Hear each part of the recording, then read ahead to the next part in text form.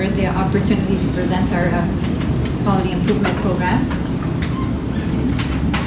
So the disclosures are that several organizations have funded this project.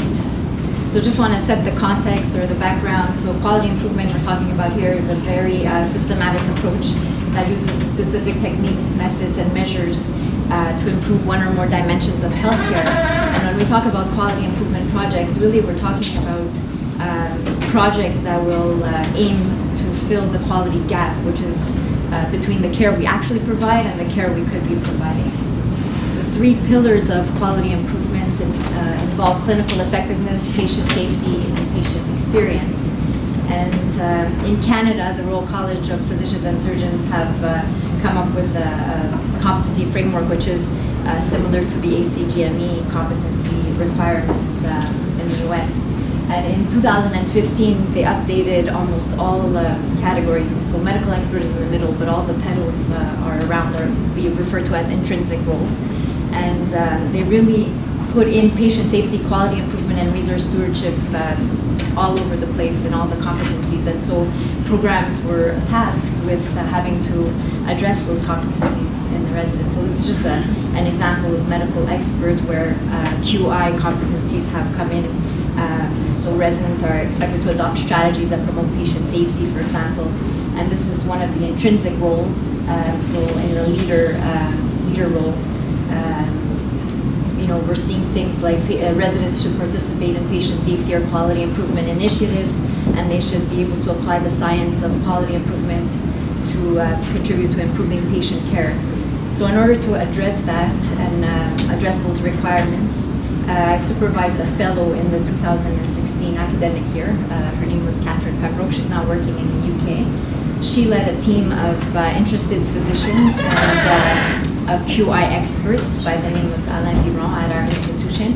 And we developed this curriculum as a team. And really we adopted the PDSA cycle, or the lingo from quality improvement, sort of to create and evaluate this curriculum. We tried to do that in conjunction. And our objectives were establishing QI professional skills within our training program. In so doing, hopefully improving clinical effectiveness, patient safety, and experience in our department. And then we instituted program evaluation with the hope to improve that program. So just to give you an idea of the residence curriculum overview, that's Alain Biron on the left. He was really the expert for the content. I hope this is not real. Oh, no, sorry.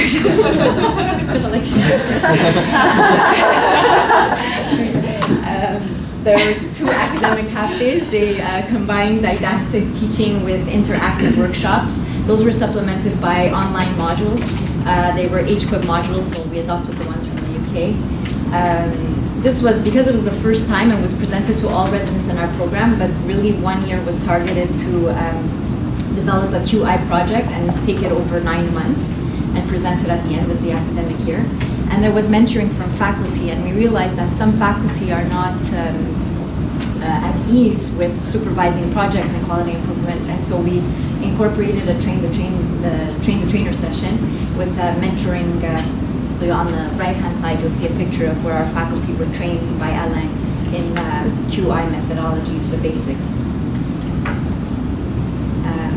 This was one of our academic half days. It was a mixed didactic practical workshop. We worked a lot in groups, and residents were taught things like the SMART criteria, how to fill out a project charter, how to create a QI team in the first place, how to produce a process map using run charts to analyze data, doing a root cause analysis, fishbone diagram, etc. And it was a lot of fun, but I'm sad to say a lot of post-it notes were used during those sessions for trees. But our project timeline, so our first year was 2016-17. I just changed this for this year. In around September of the academic year, residents define their project title, identify a supervisor, create a team. Then they undergo a workshop in October where they learn sort of the basics of an aim statement and a project charter. They collect baseline data up until January of that year. They propose an intervention in January, so the first PDSA cycle, they introduce a change. and then they assess the impact of their intervention. And some very keen, enthusiastic residents are able to do 2 PDSA cycles by the end of the academic year. Some just introduce 1 change, depending on the complexity of the project. Residents are assessed formally at 3 points throughout the year, and the curriculum with a balanced scorecard, which is a validated tool that the Royal College has set. In between those 3, there are 2 other formative feedback sessions, so they're not formally evaluated. In terms of evaluation of the curriculum, we also did a pre-post evaluation. We used something called the QI-CAT, which is also a validated tool. We adapted it to radiation oncology scenarios, and I did that before and after delivering the curriculum. We also did a self-assessment questionnaire, which is available from the Royal College. And then qualitatively, we looked at a resident attitude and satisfaction survey. This was recently published in Pro, but I'm just going to give some highlights here. There's other data on faculty results and things like that, which is interesting. But just to give an overview, the QI-CAT scores improved from 48 to 94%. Mean satisfaction index, which is the way the residents self-assess themselves, also improved. What's interesting is that because we delivered the curriculum to all the residents, they didn't improve as much in those who didn't do a QI project than in those who did. So the applied portion made a difference, it seems. Their attitudes based on what they thought they knew before to what they thought they knew after also. But we identified interesting challenges, which were that residents have little time to do this, so competing clinical demands was a big challenge. And they identified lack of institutional culture in QI and patient safety, and I think this was very important information, and so that's sort of been fed back to the chair, and things are being done about it. And then this all culminated in a QI day last year, and residents were evaluated assessed on their project by a panel of external experts, and their scores from that day were 82%, which shows hopefully that they learned something. Our first annual QI day, we invited Todd Policki from San Diego. He was excellent. He gave a keynote address and ran an interactive workshop with the whole department, so trainees, faculty, medical physics, technologists, everybody. The project, this is the team of the project who won, and the project was decreasing procedure time in brachytherapy. And this year, coincidentally, our second QI day is on exactly the same day, and you're all invited. So you can come to Montreal in June, which is a nice time to visit.